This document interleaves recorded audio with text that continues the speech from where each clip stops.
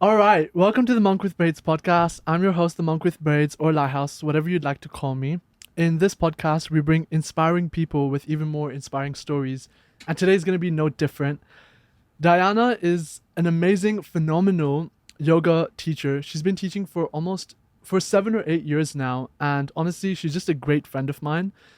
For most people, yoga is a practice, a class, a job, but for Diana, it's a way of life and a mission.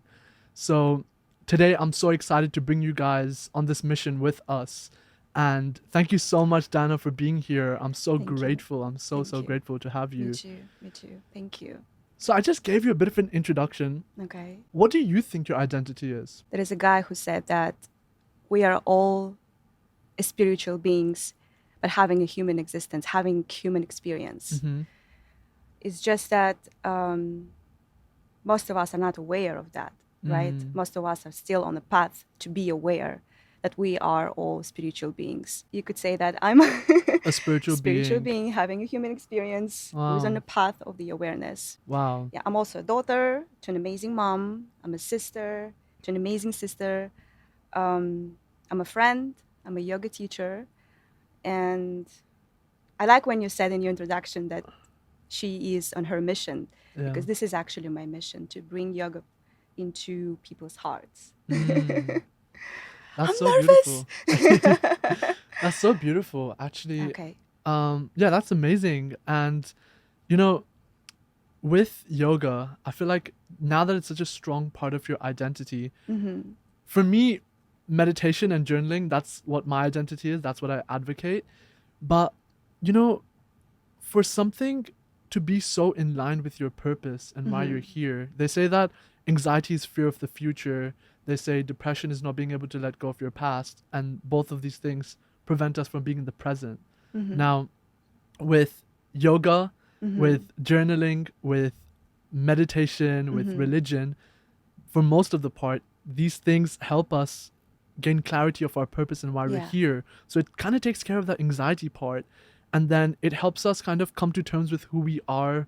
It helps us accept ourselves and heal our past. Mm-hmm. So it takes care of the depression part. And then doing these activities help you become present, which is, Mm-hmm. I guess, the best thing ever, right? When you're really Mm-hmm. fully present, enjoying the moment. Yeah, yeah.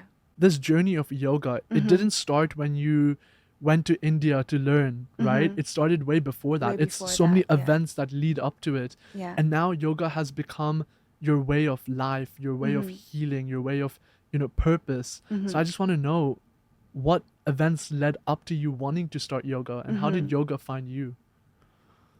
Okay. Well, you're right. Yeah, it started way before I traveled to the most beautiful place on earth, which is India. Hmm. It started by the end of 2015, beginning of 2016. I wasn't really living my life in a way. I was just kind of existing. I was Mm. broke. I was completely heartbroken, Mm. depressed, I've absolutely been there. lost. I Yeah. know you've been there. Yeah. And you're just kind of trying to do like all these little jobs in order to get at least a little bit of money, Mm. right? Because at some point you are tired of when you are like, I don't know how old I was, like 25, Mm. I didn't have a proper job. So obviously, like I would sometimes come to my mom or my sister, and I would tell them, hey, listen, I want to go to a movie with my friends. Can I borrow, like, I don't know, 12 dirhams from you? Mm. Things like that. And at some point, my mom told me that, listen, you need to find at least any kind of job. You need to do at least anything. Yeah. And so I found a job in the little studio. I was an administrator over there. And the studio has like all kind of activities, let's say like Zumba classes, Pilates classes, and things like that. And at some point, my boss told me that there is a yoga teacher coming into the studio and we are Mm. opening a new class. So you, as a person who works with the studio, you should go and check it out, and you should maybe like attend a few classes. And in my head, I was like, yoga, what is this?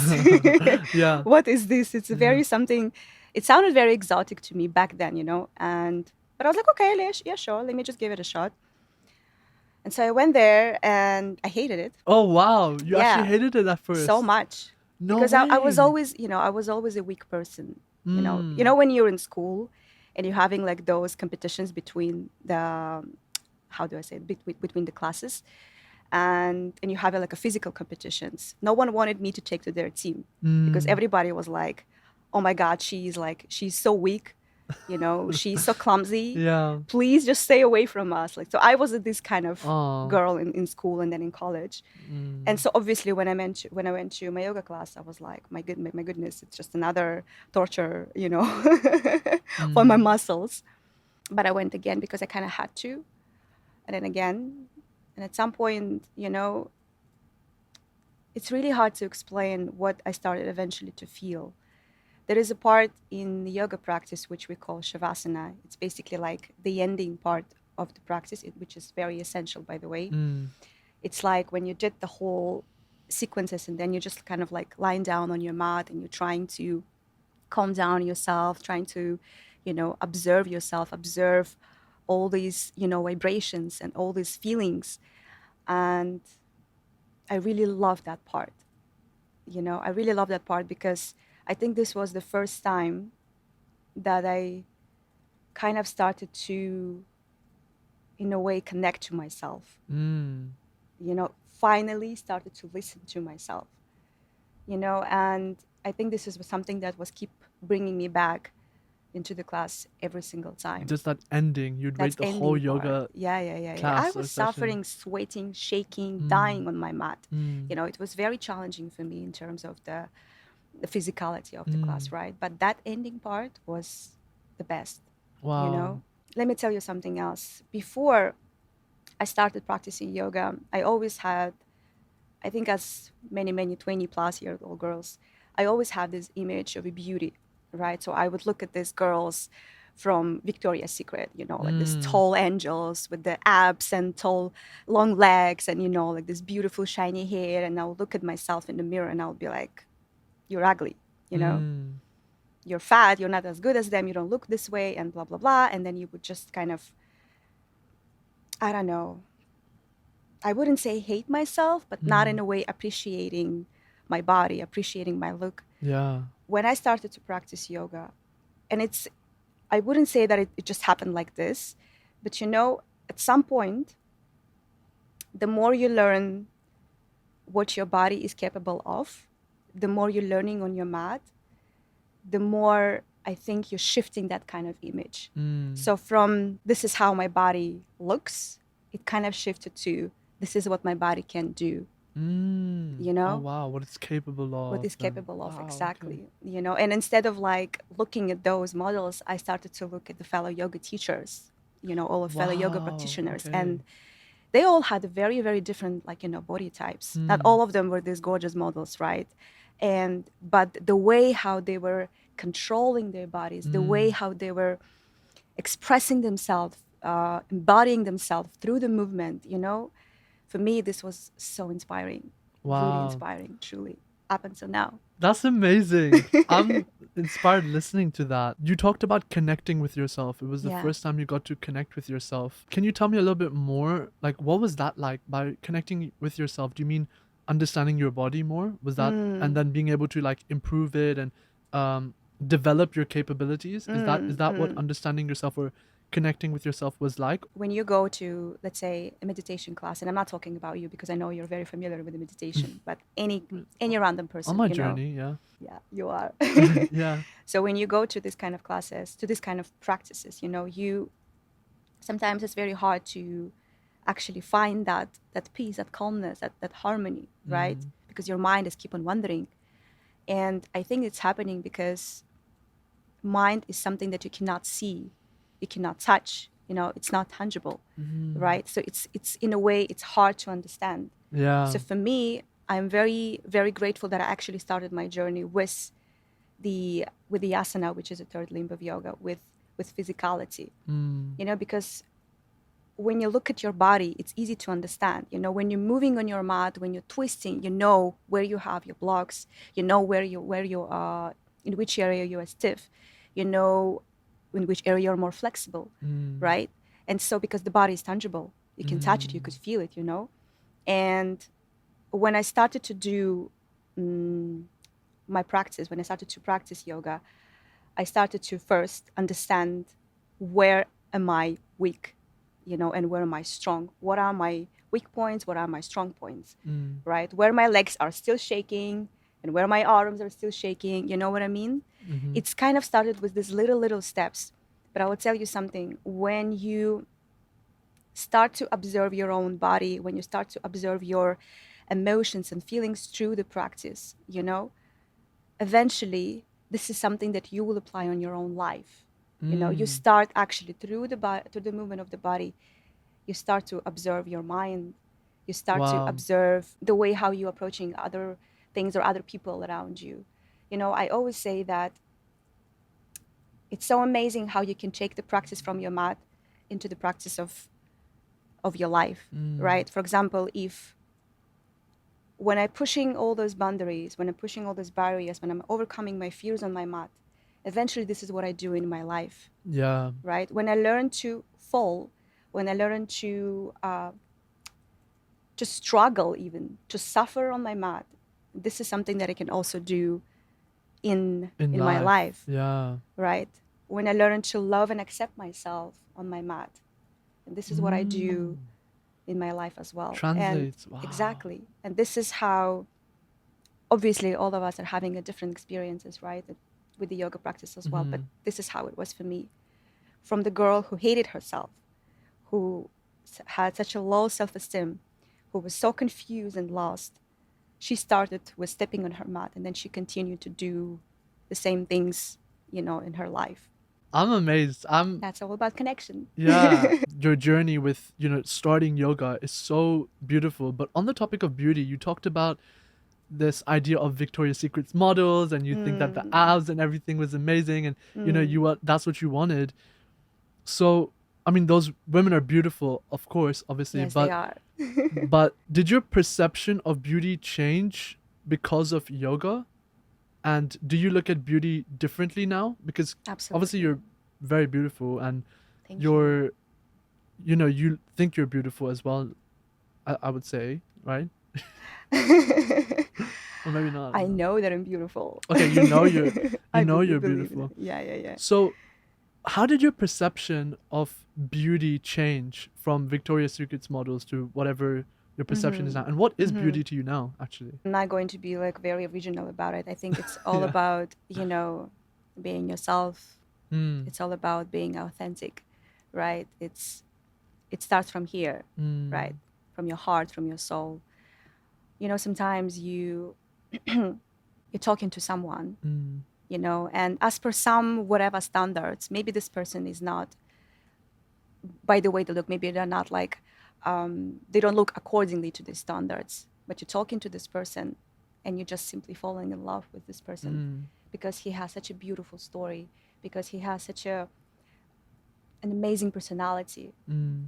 right? And then I don't care how you look, what for me is important is this energy that we have, you Mm. know is this conversation that we can share with each other, right? And like I said, it's not just that I don't see those models as a beautiful woman. I think every woman is beautiful, Mm. right? But I think for me personally, it just shifted from, how do I say? Again, I'm just going to repeat myself. Yeah. This is how I look, and this is what I can do. Yeah. You know what I mean? Yeah. Something actually that happened to me very recently, and I'm Tell so me about it. glad this got brought up, was I was in the gym, and this huge thing about guys looking at girls, girls looking at guys. For one day I kind of just like had this moment where I was like, if you see someone like beautiful in the gym, or if you see a Mm-hmm. guy with abs or whatever it is, like, really big, whatever, rather than appreciating, oh, you have abs, or oh, you have, a great bum, or whatever it is, appreciating the amount of work it took to get that, I feel like that's a far more admirable thing. Absolutely. And just looking at people for, okay, yes, you're beautiful, but you put effort into that. Like, rather Yeah. than just saying, oh, you look this way, but it's like, wow, you do a skincare routine, and you're disciplined, and you're, Yes. it's everything that goes behind that. Mm-hmm. So I think that's also so important, like all the effort and the hard work that goes behind that. And Mm-hmm. I think it's so beautiful that you're looking at how you can push yourself physically and mentally. Yes. And at the same time be yourself and be comfortable with expressing that. And that's your beauty, because beauty is also in the way people make you feel. Mm-hmm. And sometimes by conversations like this, and Yeah. by meeting new people and having these, beautiful conversations, understanding who they are, Mm-hmm. you get captured by their energy and their mindset. Yeah. And I think at the end of the day, your best relationships, the best relationships you have today, are with people who you value their personality the most. Mm-hmm, mm-hmm, mm-hmm. So And yeah, that did you even notice that recently, when we talk about, I would tell you, I would come to you like, okay, I met this person like at that party or whatever. The first thing that I would tell you, I love his personality. I love his energy. His vibe is so amazing, right? We don't say anymore, oh, this is what he was wearing, or this is what he was talking yeah. about, this is how he looked, or whatever, this is the brand that he was wearing, whatever. We talk about the personality, we talk about the energy, right? And I'm very happy to see these kind of, that we value more these things, because they are way, way more important, right? Obviously, I mean, for me, when you are doing something, any kind of physical exercise, and it's not just like when you're doing yoga or any other, physical activities. It's all about taking care of yourself. It's all about taking care of your health, right? Including your mental health as well, right? So yeah, I do appreciate that. When I see it, I do appreciate that, and I do admire that. When people are so determined, you know, that's beauty as well to me. Yeah. Yeah. And it's very inspiring. Yeah.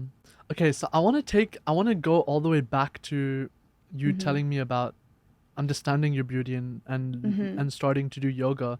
Mm-hmm. So you said you started with the physical part of it, and Mm-hmm. you learned at the class and stuff like that. Yeah, yeah. So what happened after that? Once you're like, wow, I really love this, and you start Mm-hmm. learning more about yourself. Mm-hmm. And I do want to know about what caused you to feel the negative emotions and the all of that as well, if you're comfortable talking about that. Sure. But tell me about, actually, you know what, let's bring it back there. I want to take it there now, actually, because I'm so excited to know. So can you please tell me, if you feel comfortable, why were you feeling like any of these things in the first place? I don't know if you noticed, but I have this letter on my finger which says T. Mm-hmm. T is basically represents the name of my father. Mm. His name is Talgat.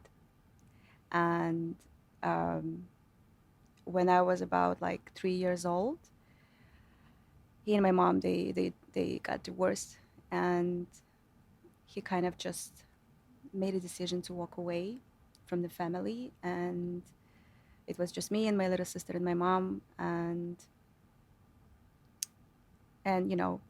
that's how it was for the past 20, 28, 29 years. Yeah. I think throughout my life, I was having all kind of, you know, phases in Mm. a relationship with my father, which was affecting every single aspect in my life, Mm. in a way. Obviously, I had the phase that I hate you, and I'm gonna hate you until the end of my life, Mm. kind of phase. And then there was a phase, I don't care about you, I don't care about your existence, because you're this, because you're that, because you're not a man. Mm. And there was a phase that I'm all independent, I can do things without you, I'm gonna prove you that you were wrong, I'm gonna prove you that I can do everything without you, without your help, Mm. without you being there. And I don't need you, I don't need your love, Mm. I don't need your care.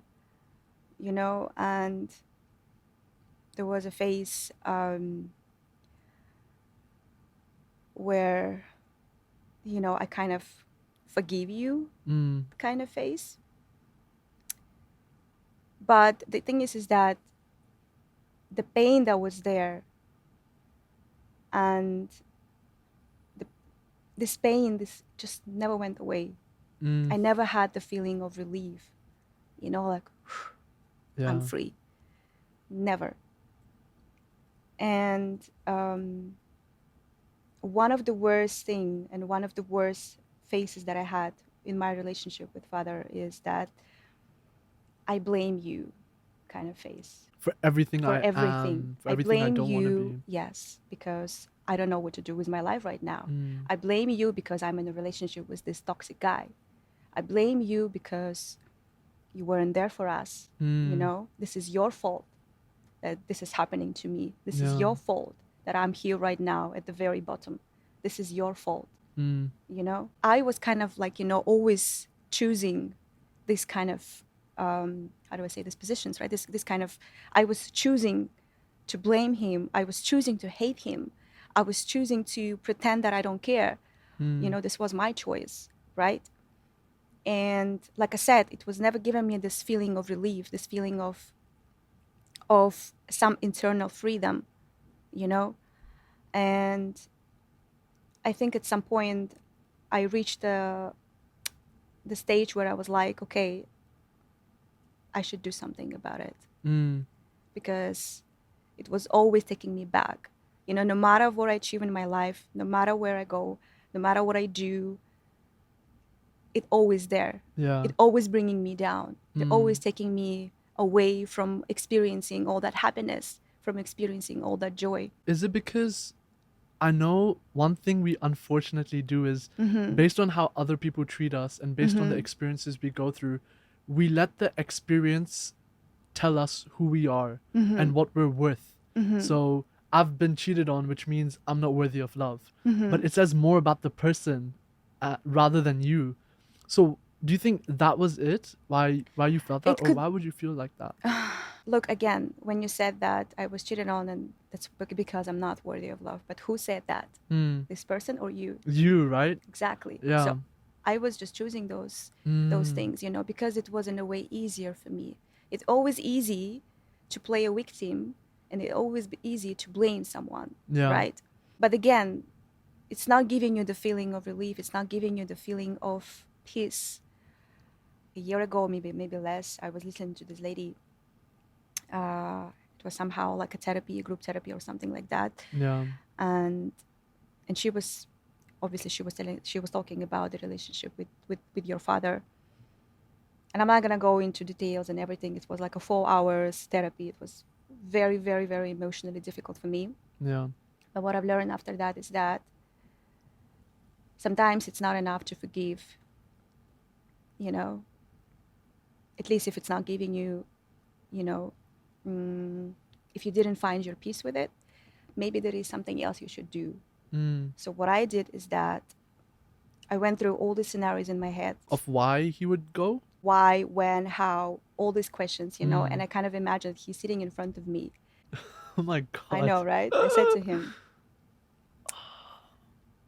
I know you were 21 years old boy and you were so lost. You were so Hmm. confused. You had 2 daughters.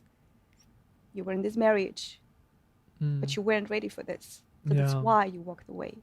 Yeah. And I might know the exact reason, not know the exact reason, but I do accept your decision. I accept your decision. And I do care about you. I Hmm. do love you and I do need you, and I don't blame you. You're my father. You're my dad. And I love you with all my heart because you're always going to be a part of me. You know, Hmm. you give me your best qualities in the end of the day. So many things that I achieve in my life, it's because of you, you know. More than that, I'm grateful to you. I'm grateful that you took that decision and you left. That's such a. Because, Oh my god. listen, if you didn't do that, maybe I wouldn't be here right now sitting in the studio with you, Yeah, that's true. you know? Whew. My goal right now, because we haven't talked to each other for many, many years, and unfortunately, my mom lost the connection with him. So I really want to find him, and I want to really meet him, and I want to talk to him. Um, I have his picture on my phone, by the way, and but that's it. Basically, I just want to find him, and I just want to talk to him about everything, you know. Wow. But again, listen, I'm not telling you that this is what you should do or this is what anyone should do in their relationship with their fathers, right? But I'm telling you, this is something that really helped me to finally find that peace, to finally, like, it's not there anymore. That pain that I was holding for so many years, it's it's just gone. I don't. Yeah, it's you know, it's I don't. I'm lost for words now. But that journey of going through all those phases. I mean, how did you even get to a point from I don't need you to I forgive you? Because you went from I don't need you to I forgive you, and that's such a big step. Um, I guess coming back into yoga and Mm-hmm. and this, you started yoga. You said you had that depression. You were going through everything, and um, was it yoga that helped you heal from this and that helped you pass through these stages, or was it a mixture of like I many think it different I things? think it was a mixture of many things. But obviously the main tool was always yoga. Okay, there is another thing coming in. For 6 to 7 months I was doing a therapy, Yeah. and it's funny because when I just started doing therapy, I was ashamed of this. Hmm. I was like, I had this image in my head that when you are a yoga teacher, you always know how to keep your things together, Yeah. right? You're You're always always in this kind of calm, calm, you're in this zen, serene, yeah, butterflies, rainbows. butterflies, Yeah, candles. yeah, That's why I actually never talk about anxiety or depression on my page. If you go a little bit like I stalked your scroll a page a little couple bit, times. Yeah. yeah. So, I yeah. was all about just posting a nice, beautiful picture and then some nice, beautiful quote, and that's it. Hmm. Again, I was just ashamed of telling anybody that I'm doing therapy, but this therapy really helped me a lot to go deeper into all those traumas that I had. I think therapy was also a very strong tool for me in order to go back into those traumas, to heal them, Hmm.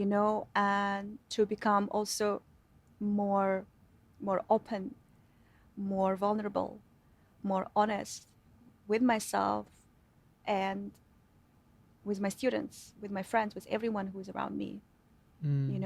So coming back to your question, was it just yoga? No, Hmm. it wasn't just yoga. Of course, I've been to therapy, and Mm. actually, I was just at hypnotherapy like last week. So, I saw it on your page. yeah, but I mean, the stigma around therapy is, it's actually, I think it's breaking now. Like, I think so many people are into spirituality and yoga and exercising, and when I was in school, drinking was a trend, and partying was a trend, and now for so many kids I see in school, working out is a trend, Mm. and spirituality has become a trend. And I don't know if it's like an amazing, like, the idea that spirituality is a trend, like I don't know if it's like the best thing in the world, but hey, I would rather have people following the trend of spirituality than following the trend of True, something that's more true. self-destructive. So I'm so glad you went for that therapy, and you Mm-hmm. know because it's brought you here. And looking back at your past and being able to say that if I didn't go through that, I wouldn't be here, um Mm. or I may not have been here. That's a powerful thing that I've been thinking about this week as well. Mm-hmm. And actually, one thing I did very recently is, because I realized very quickly that going through struggle changed my personality completely. Mm-hmm. And actually, you're one of the reasons why, because I had dinner with you and your boyfriend, like, Yeah. and by the way, like, the least toxic relationship I've ever seen. You guys are great together. He's an amazing guy as well. Thank you. Going to dinner with you and your boyfriend made me realize this, that I'm so grateful for all the struggle I went through, because Mm-hmm. it changed my personality and behavior Mm-hmm. permanently. Mm-hmm. And because of that, I'm able to meet people like you and do things like this. So one thing I did recently, and it was like one of these self-help therapeutic BS things. My friends always say I'm very much into self-help BS, but writing a letter to your struggle, as if that Mm-hmm. struggle, that time, is a person, Mm-hmm. and being like, I'm grateful for you. Mm-hmm. So I did that last week, and it's also like an amazing thing. Another great activity is writing like 5 things that you're grateful for that didn't work out. Mm-hmm. Because we're always grateful for, oh, this worked out. I'm so happy. But like, Yeah. if I didn't basically leave my job before, I would not be doing what I'm doing now. So Mm-hmm. it's like finding things that didn't work out in your life and actually Mm-hmm. saying, I'm actually so grateful for this as well. Mm-hmm. Mm-hmm. What's a moment in your life in the beginning of your journey that you just won't forget, where you were like, where the universe told you this is what you're meant to be doing, and when Mm-hmm. you really felt like this is why I'm doing this, and it's like everything is pointing in the direction of this is Mm-hmm. this is what you're meant to be doing. Mm-hmm. Do you have a specific moment? Or Absolutely. okay, tell You me. know, the first time when I started to think about living in Kazakhstan and moving to Dubai Mm-hmm. was back in 2015. I wasn't even doing yoga back then. You know, like I was just looking for any opportunity to come here and to find any kind of job. Mm. So I was doing a lot of interviews, and it just didn't work for me. I think I did it like around 3 times, and at 2015, 16, and 17, and it just didn't work. Mm. And I used to come here even, like I would come here for a couple of weeks, and I would just like move around with my resume in my hands and just like try to find any kind of job, Mm. reception, hostess, whatever. Just give me anything, because I was so in love with the city. I really wanted to move here. Didn't work. Then in the beginning of 2016, I started to practice yoga, and after 6 months of my practice, I actually started to teach. I Mm. was doing some online courses. But what I was teaching, very like basic, the beginner level yoga, because this is what I can do You myself, knew at the right? time, yeah. Exactly. And I was doing it from 16 to 17. And I remember in the beginning of 2017, in January, I came for the fourth or fifth time to Dubai. And I was like, oh my God, when I'm going to be finally able to move here. And that was just like a little vacation that I had here. Then I came back to Kazakhstan. I don't know, like 4 or 5 months later, I decided to give it another shot. And I wasn't even considering looking for a job as a yoga instructor, because I was like, I don't even have a Mm. international certification, like I'm not that experienced. And my English was really bad back then, by the way. But I was just looking for any opportunity. And I actually got it. I Mm. got an opportunity to work for a pre-opening hotel in a reservation team. It's like, like you're just sitting in a call center or something like that. Mm-hmm. And then finally my dream came true. I came to Dubai. And the funny thing is that I was working there for like in that department, in that office for 6 months. Mm. But in the meantime, I was visiting a gym, a recreation area in our hotel. Mm. And I was talking to the supervisor, I was talking to the team, and I was like, at some point, guys, I would love to do some cross training, because back home I used to do yoga, I used to teach yoga. So maybe, and by the way, I didn't believe in that at all, but I was like, maybe if you ever will have an opportunity for me, I can change the departments and I can come Mm. to you guys. And they were like, yeah, sure. Like, Yeah. but in my head, I was like, never, ever, Yeah. never, ever, this is going to happen. Yeah. And I was still keep doing that office job that I didn't like at all. Mm. Okay, Sahil, this is crazy. But 6 months after, in February, no, it was February, March 2018, the supervisor of that gym fitness department, he came to me and he said, this lady who's been doing stretching yoga classes, she resigned. Are you still interested to move to Wow. this department? Yeah. I'm like, but I don't have anything. I don't have much experience. I never taught English. I never taught yoga class in English. Mm. He was like, you will learn. It's okay. You just need to do a couple of interviews. And for us, it's easier because you are already within the company, right? You're already here. We don't need to Yeah. waste so much time of looking and all that stuff, right? And I was like, this is so crazy. Mm. This is crazy. I spoke to my manager. I did the interviews with, some directors and everything. And it just all went so smoothly that I was Mm. like, this is like, I couldn't believe this. Mm. I couldn't believe this. I am in a place in the most beautiful cities in the world, in a 5-star hotel. I'm getting a job, a dream job. Mm. Like, how is this even possible? Yeah. How is this even like, is this really happening to me? I couldn't Yeah. believe this. And in April 2018, I put my sneakers on, I put my leggings on, and I became a yoga instructor officially, you know? That's when it started. That's That's when when it all of started. this And that's started. when I actually believed that this is what I'm meant to be. Meant to be doing. Because I was failing so many times before I got into Dubai, you know? Like, Yeah. and then I was just like, how do I say? I was just like wandering around, you know? I wasn't really doing much. But it's like the universe was showing me, this is your This is path. it. This is your way. You should go for it. Yeah. You know? It's crazy. Yeah. Every time when I look back at that time, I'm like, I cannot just believe that this is actually, you know, This is what I'm doing. this is what I'm Yeah. doing. Yeah. A year Wow. later, I was saving up some money. A year later, I enrolled in one to yoga academies in India. I went to India. I got finally my certificate, you know, and I've changed a lot during that time when I was in India. I was staying there for like a month. I started to go deeper into the philosophy, into the spirituality of a yoga practice, because before that, until that, I was just doing, you know, just like some physical exercises, right? We call it asana, by the way. But when I started in India and I started to go deeper into the practice, and I got to know that it's a whole system, you know, and it's a beautiful system. It's a lifestyle. It's a spiritual practice, you know. I kind of realized that this is exactly what I want to do, and this is what's going to be my mission, my purpose in life, you know?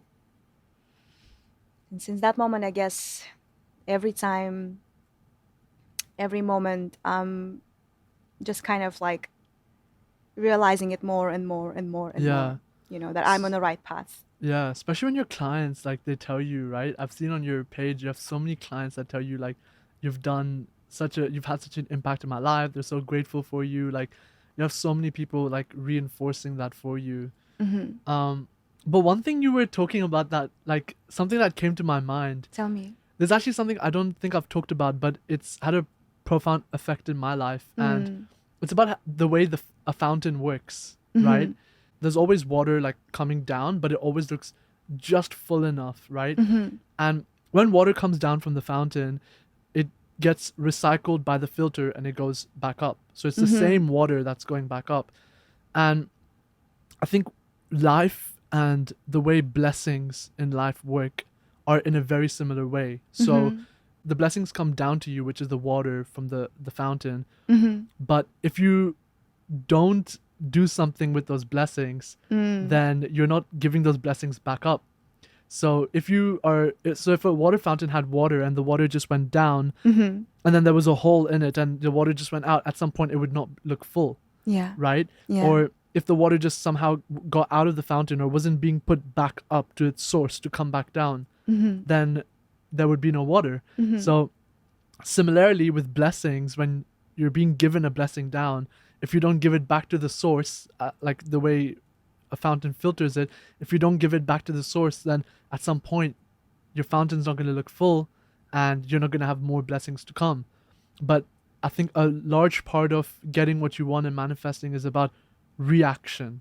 So you do something, you get presented with an opportunity, and the way you react to that opportunity you're given creates the life which you want. Exactly. And in your example, like, you had this opportunity to come to Dubai and work for this 5-star hotel, but you returned the blessing back to the source by making that effort and speaking to the supervisor, you know. And I think sometimes people, they are afraid of failure, so they don't make the effort. But you didn't think it was going to happen, but you kind of just did it anyways. You're like, you know what, why not? And you did it, and it worked. So yeah, I think a big part of it is when you get a blessing or when you have something, always don't just say thank you to God, but show them, like, or the universe, you know, use that blessing. Like, saying thank you and being grateful for something doesn't mean just thinking it, but doing something to show your gratitude. Absolutely. And I think you did that, and that's why you have this life you have now.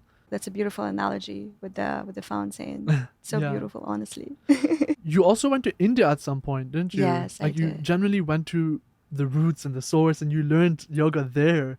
So what was that journey like? Because at first you were just learning the basics, but then you're like, no, hold on, like, I want to go to the roots and really figure this thing out that I love so Mm-hmm. much. So I guess that's the next step to your journey after being a student and Yeah. doing the basics. This was the Yeah, yeah, next yeah, step yeah. for you. It wasn't really easy. First of all, this was the first time when I was traveling alone, completely alone by myself. Hmm. And, in such exotic country, right? But to be honest, when I look back, I can say that this was one of the most amazing experiences in my life. Mm.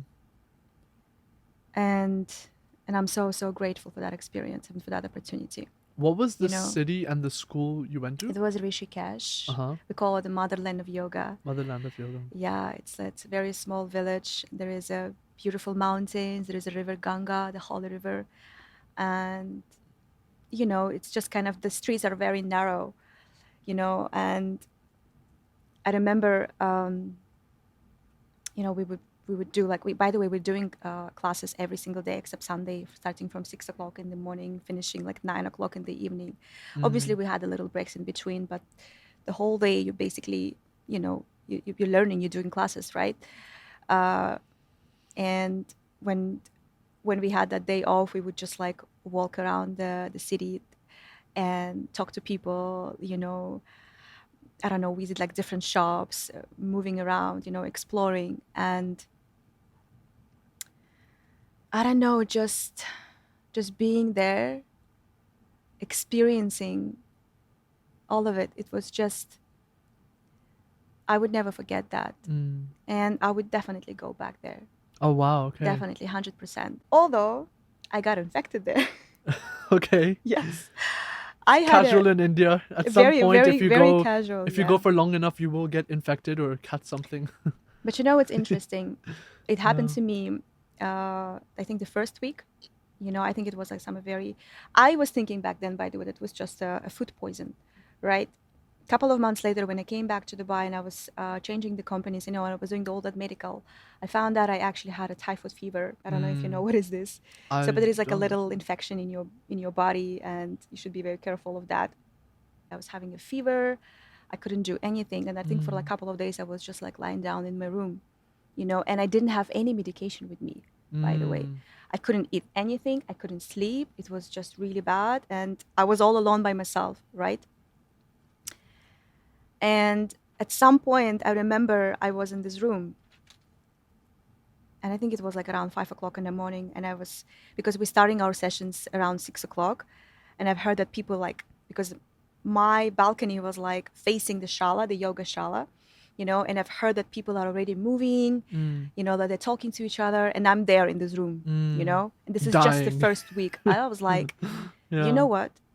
I was like struggling so much to get here, like I was saving money for so long to be able to afford this education. And now I'm here in this room. That's not how it's supposed to be. Mm. That same day, I went to the cafeteria in our school and I had a lot of water. I think I even made myself to have some little breakfast and I forced myself to go into the class, Mm. I don't know, what was it, like just the magic or whatever you call it, like the power of your thoughts, whatever, that fever, that the poison that I thought it was just kind of gone, Mm. Wow. So it was 2 days in my room, and then that's it. And that's it. Yeah, Wow. yeah. And when I was talking to a doctor here a couple of months later when I was doing that medical, she was like, "How did you even survive? You had a like infection in your body. How did you even survive? What did Mm. you do? Like, did you take any medications?" I Wow. was like, "No, I was thinking, it's just something casual, Mm. And then I kind of just forced myself because I was like, there is no way I'm gonna skip anymore. There is no way I'm gonna skip this opportunity, She was like, "You're crazy. This is your prescription." Wow. Yeah. That's it. In this journey of being in India and learning about yoga, did that change the way you look at yoga? Yes, Because absolutely. you say it's a way of life. What does that Mm-hmm. really mean? Like, other than the stretching part and, the physical, um, exercise part of it, Mm-hmm. how is it exactly a way of life? Mm-hmm. Is there more to it It than is more just to a it, physical exercise? absolutely. Yeah. I was mentioning a couple of times that when we do the physical practice, which is like super famous right now, right? We call it asana. Asana is just one limb of yoga. So accordingly to the great Patanjali, the one who wrote the Yoga Sutras, and according to Ashtanga Yoga, there are 8 limbs of yoga, which is yama, niyama, asana, pranayama, pratyahara, dharana, dhana, and samadhi. Oh, wow. Okay. Yeah, it's the 8 limbs of yoga, and this is the Sanskrit language that I'm using right now. And like I said, asana is just one of them. But the first 2, it's yama and niyama. And yama is about how you are treating people and all creatures around you. Niyama, it's how you treating yourself.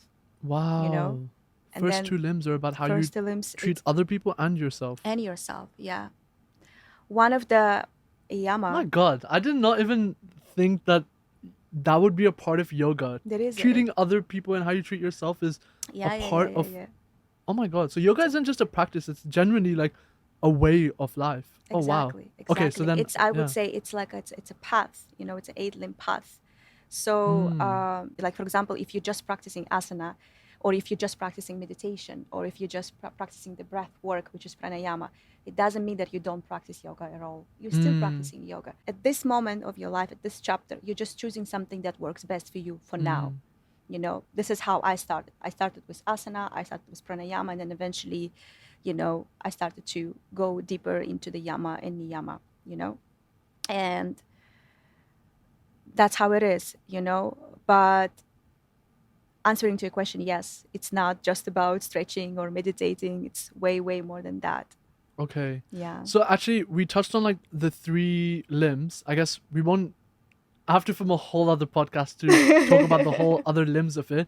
But could you just like briefly tell me about what the other 5 limbs are? Like what exactly do they represent? To be honest, I would really appreciate. I would love to talk about the first limb, which is yama, if you don't mind, because I think this is the most important one. This is your podcast. Thank you. I'm not even here. This is how you start. You want to talk about. So yama, and there is a first yama that says ahimsa. Ahimsa means non-violence. So it's all about not only not harming all the creatures around you. I'm not talking about just humans, I'm also talking about animals. But it's also about not harming yourself. In the same way, for example, if you're treating people around you with kindness, love, respect, but if you don't apply those things on your own self, you're not following ahimsa because you're harming yourself, right? When you practice yoga, for example, on your mat, and you're pushing yourself, like for example, your body is telling you that you should stop because now you're hurting yourself, but you're still pushing yourself because you have, I don't know, wherever, all these competitive ideas in your head, or you just want to like achieve this a certain pose no matter what. You're harming yourself. You're not practicing yoga anymore, right? You're doing completely the opposite thing. So I think for me, this is what I used to do before I actually explore other limbs, because I only knew the physical practice, right? And sometimes I would just go on my mat and I'll be, no matter what, I have to do the split today. And I'm going to kill my joints, I'm going to kill my muscles, but I'm going to sweat a lot, but I'm going to do it. This was not a right way. This is not a right approach to practice yoga. When I've learned about ahimsa, when I've learned about nonviolence towards yourself, towards the people around you, I realized that this is something so profound. This is something so foundational, right? This is so important to apply in every single aspect of your life, Yeah. So, to be honest, if I would go deeper into all other limbs and all other... Yeah, I mean, you could go I much could go deeper forever. Yeah. So, with all of this, with the idea of violence, non-violence, and this way of life, I mean, after you were able to forgive your father, and one thing I really admire about you is your ability to be honest and vulnerable, and be very vulnerable about your flaws. You have so many wonderful attributes, and I can, if I had time, name like 10 things that are just wonderful about you and explain like through talking to you for the last couple weeks or months. Mm. But you're so vulnerable with your flaws, and even like Mm-hmm. you have posts where you've said these are 5 things I want to change about myself. Like if you go onto your Instagram, you have a post where you say I procrastinate or sometimes I eat too much, and Mm. you know you had a post where you were talking about that in your caption. So, and people don't look at mental health practitioners, yoga practitioners as people that have flaws, that go through stuff like this. You Mm. think, oh, they're Mm. perfect. So first of all, I really appreciate that part of you, and I'm so grateful that you do that. And then second of all, now that you've learned all these things and you've learned about this nonviolence and everything, Mm-hmm. how do you deal with the difficulties you face now? Like after this thing with your dad and you've been able to forgive him, like I'm sure you've gone through like difficulties now. So if you could feel if you feel comfortable, like could you tell me about something you've maybe gone through and how do you deal with it now as compared to how you would have dealt with it before? There is one experience that I want to share with you. I never really talk about this for a very long time. Um, but I'm going to start and then from there we can just continue. Okay. Yeah. So it was October 2014. Okay. It was a Halloween, by the way, a Halloween night. Um, my friends and I, we went to the bar. We like, we dressed up. Like by the way, I was like a vampire. I had this like a long black dress, high heels, this makeup and stuff. And we were like, yeah, let's just go and have fun. It's a Halloween. And so we're partying, we're having fun, we're dancing, everything is nice. There is a live band, there are people around you. And then my friend at the time, she was dating this man.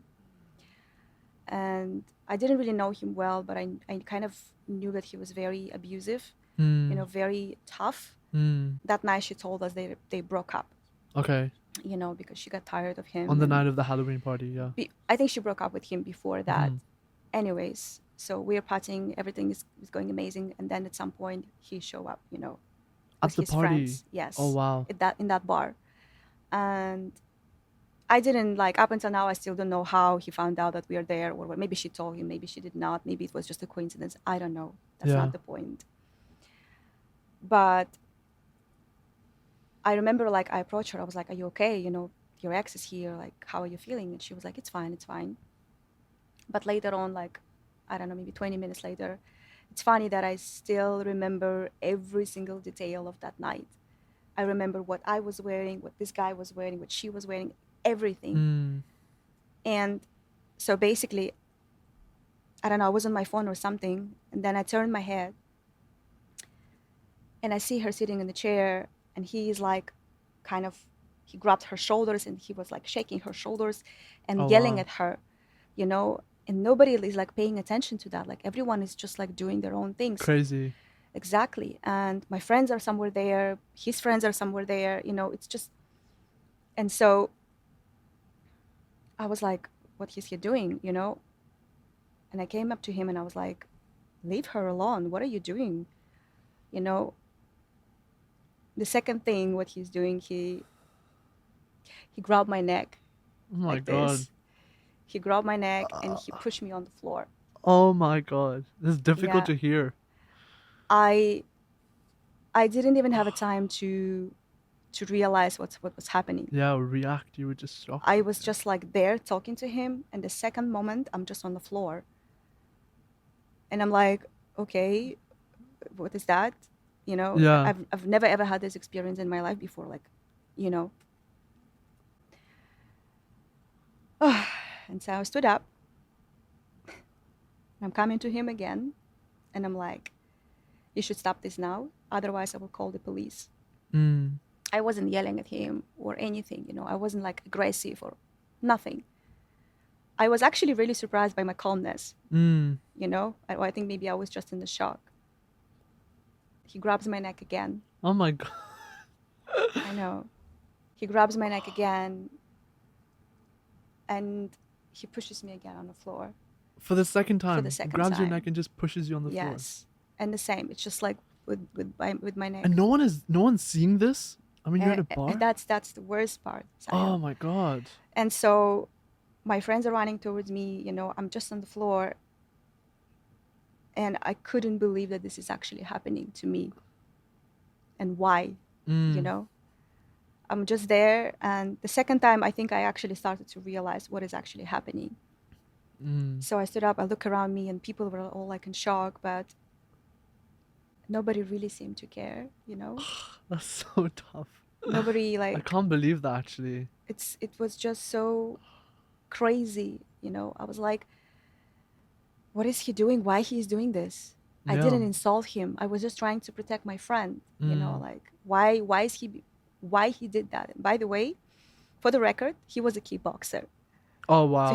he was a very tough kind of man, like with this physicality and Yeah. everything. And Abusing it clearly.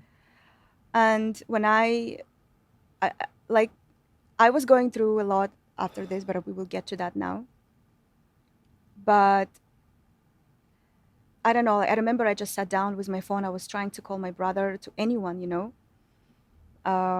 My friends were running around me, were like, "Let's call the police. Let's do something." And the people and the funny thing, he just continued to party.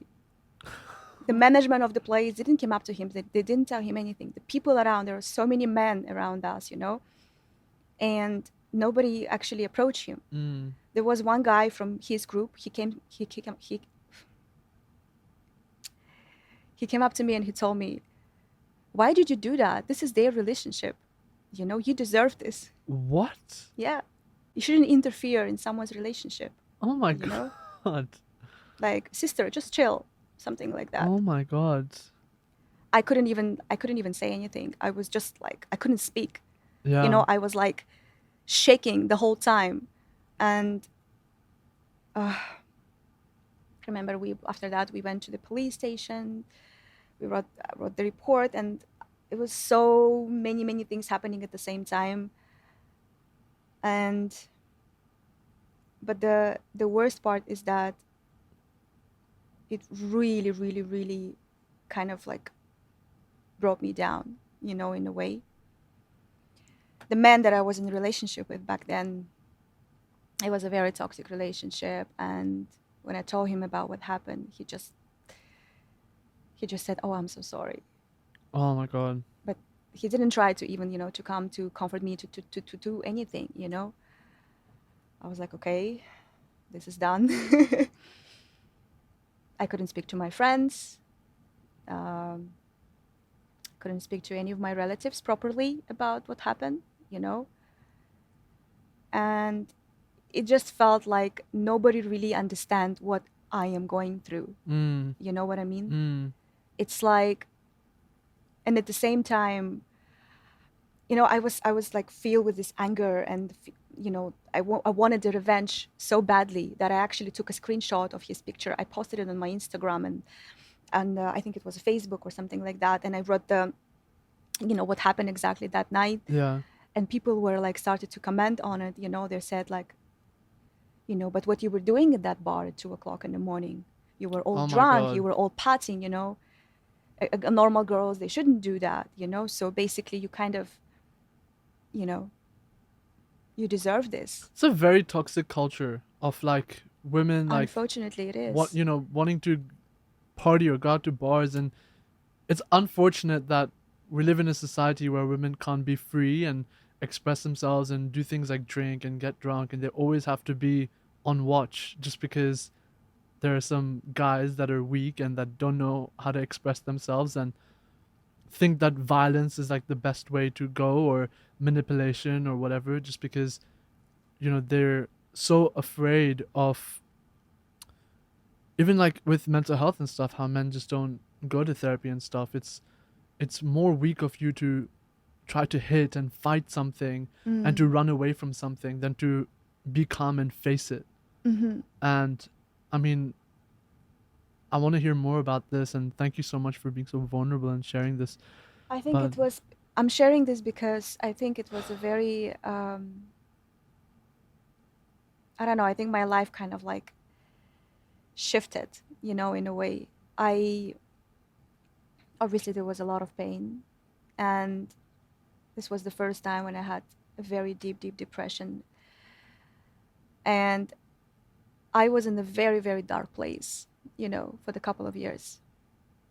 Every time when I go back to that moment, every time I could literally feel his hand on my neck, I could feel that there is so much hate, so much anger Mm. with this push.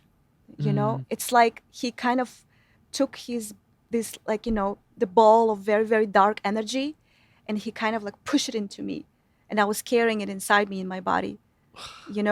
That's how I felt, I swear. Yeah. It wasn't just about a physical pain. I had like a couple of bruises, anything, but it wasn't just that, because initially you heal, the bruises are going away, everything is going away. Mm. But that energy, that darkness, it's just there, it's in you, Yeah. and I was just I didn't even know how to deal with that. I didn't know about therapy. I wasn't practicing yoga back then. I couldn't speak to anyone. I couldn't speak to my friends, because in a way I was blaming them as well for not stepping up for me. Mm. I was blaming my mom, because she kind of like, she didn't know what to do as well. Obviously at that point I was also blaming my father, because he wasn't there. And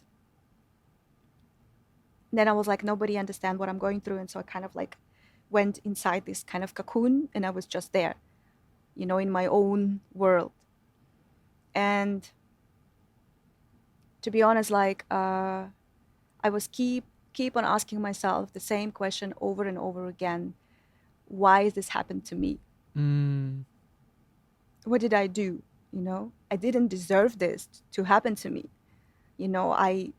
I wasn't violent or anything like that. Why he did this to me? And why am I in this place right now? And when this is going to end, you know? When this is going to be over, when I'm just going to forget about that night. And I would tell you one thing. How many years it was, like 2014, 9 nine years. years, Yeah. right? When I look back, I can finally say I know why this happened to me. Oh wow. Yeah. Okay. Can I hear It's about that? you've kind of learned to surrender to pain. And no matter how much you're trying to fight it so badly, Mm. only when you surrender, and only when you accept that pain and accept that, okay, this is happening, this is life, you know, and I should just be there, I should just live through this experience. There is no other way. I cannot avoid this. I cannot change what happened. Mm. I can just accept this and go with it, because I don't have any other choice, you know? And I'm not gonna, honestly, it's not like I fully healed from that experience. To be honest, every time when I go back to that night, it still makes me very emotional. It still makes me very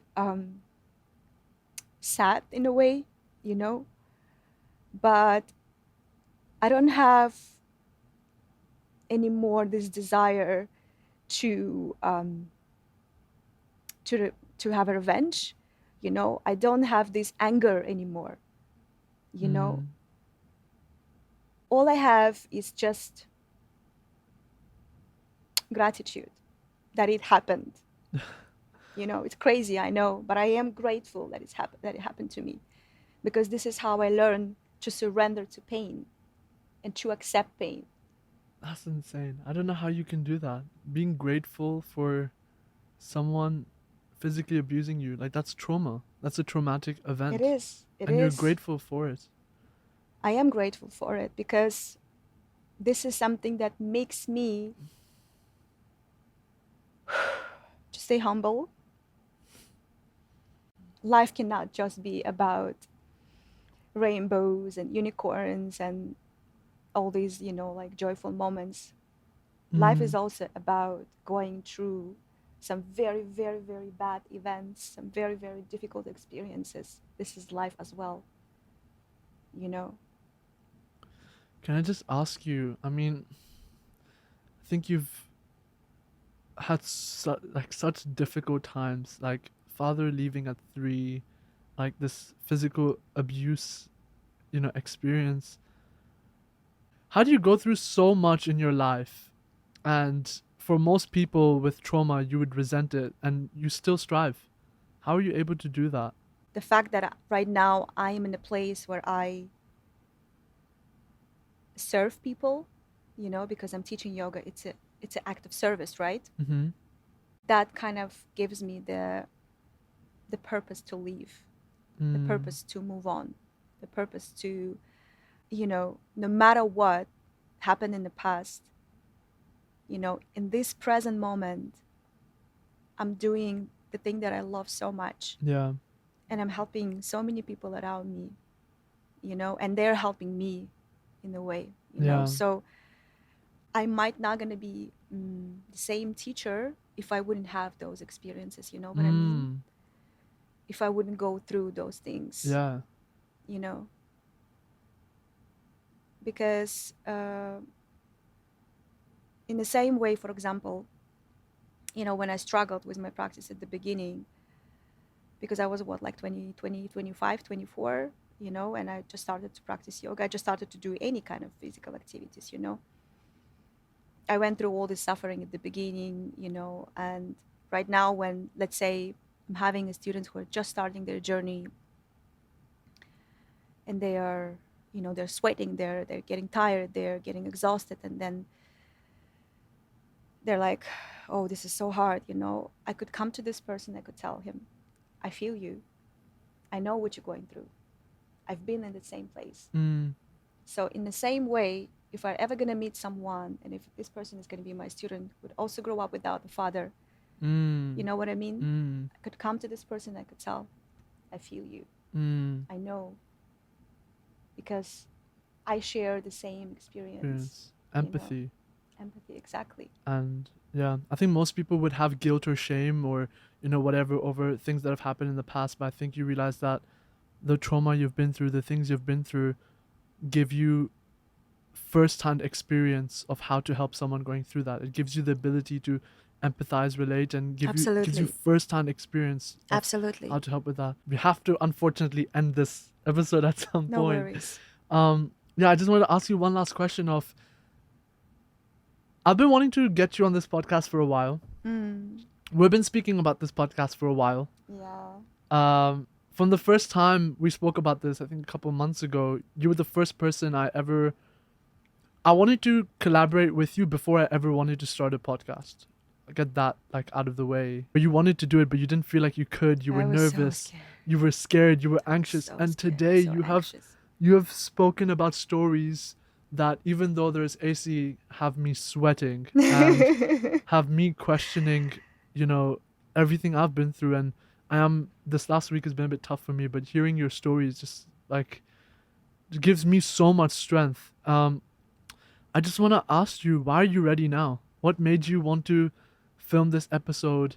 And after all of these years of going through first of all, the fact that you have never spoken about this, and this is the first time you're speaking about this, to me is crazy. And I'm so lucky and thankful that this is the platform you chose to speak about this. But I want to just ask, why now? I was really scared and anxious, and I think I was sharing with you, I was doubting actually. First of all, I had this do I even, deserve to be here? Do I even deserve to share my story? But then I kind of changed my perspective, I believe that every single person in this very building, in this city, have a story to share, Hmm. and not all of us are ready to do it. So you're giving me this opportunity, you're giving me this chance, and I want to use it. Wow. I want to take this chance, although it is a scary experience still. But I think I'm finally ready to do it. Hmm. Yeah. So Plus, on top of that, I started, you were talking about my Instagram. So at some point, I started to share more about anxiety, about things that I'm going through. And I was getting, messages, not maybe in my comments, but like in DM, people would like sharing me their stories, they're sharing with me, like, their struggles. And I'm telling you, it felt really, really, really good that there are people who appreciate you sharing this, Yeah. and there are people that you can talk to about this. So my hope is that whoever is going to watch this episode, if they were going through physical abuse, if they were going through a difficult relationship with their fathers, if they're going through, like difficulties with the practice, Or any difficulty in any life. difficulties in Yeah. life, in some way they would be Yeah. like, okay, maybe I can actually talk to this person. Maybe I can approach her. Maybe I can talk to her. Because coming back to the, to the way of serving humanity, way of serving people, this is my service, basically. This is my mission, But through this podcast and through this act of service, I want to show that, please, I'm ready, I'm open. Just send me a message. Wow. Thank you so much, Thank Diana, you. for sharing this story and having this talk. I hope you guys enjoyed. I hope you guys are writing notes, and that listening to this helped you with what you're going through, because it definitely did with me. I'm so grateful again to have this opportunity Me to too. not only have a podcast with you, but just be friends with you. It's a really a privilege, and Thank you. with all the struggle I went through, I'm so grateful. Like, meeting you and having experiences with you is like a reminder for me from the universe that you struggled for a reason. And every time I speak to you, every time we have a conversation with cameras or without, it reminds me that if I didn't go to the struggle, I couldn't have met you. I probably wouldn't have met you.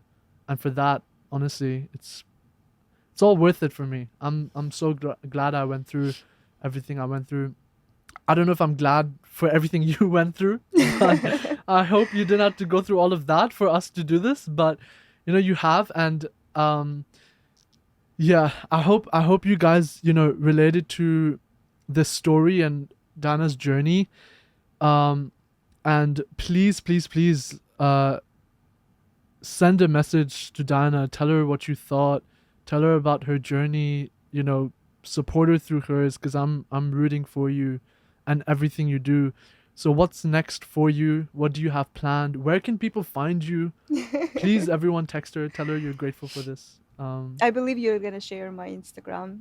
I will. Yeah, Yeah, so for this sure. is the same. This is like the only platform that I use right now, where I share basically everything from, from my classes, from all the, from my Private, own public. private, public, from all my, from my own practice as well. And I'm very bad in these things, to be honest. I Social always feel media. like if I have to talk about myself, it's like I have to market myself in a way, right? Yeah, And I'm like, oh, please, I don't want to do that. But yeah, so I'll mark it for you. It's fine. You're good. thank you. I appreciate that. Well, thank you guys for watching. Stay tuned for the next episode. If you guys have anyone you think is very inspiring, or if you think you're inspiring, please message me to get a part of the podcast. Followers, whatever, it doesn't matter. It's about your story and who you are. That's what matters. And again, thank you so much for being here. It's like probably one of my favorite episodes ever. And I know you're one of selling this to the- everyone, I guess. actually, Dax, my podcast manager, is here. He will tell you I have never said this to anyone before. Yeah, thank you so much. Thank you for being here.